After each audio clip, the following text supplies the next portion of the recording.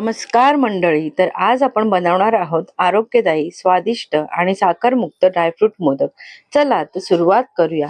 त्यासाठी आपल्याला लागणार आहे तूप, तुमच्या आवडीचे ड्रायफ्रूट आणि गूळ. प्रथम मी तवा गरम करून घेतला. त्यात 2 टेबलस्पून घी ओतले.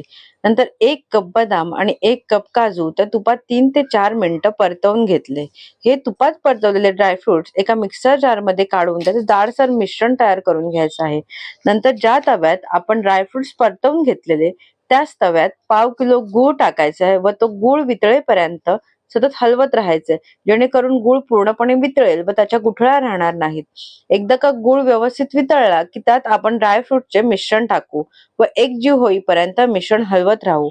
तयार झालेले मिश्रण एका प्लेटमध्ये काढून घेतले आणि नंतर मोदकाच्या साच्याला थोडे तूप लावून हे मिश्रण त्यात भरायचे आहे.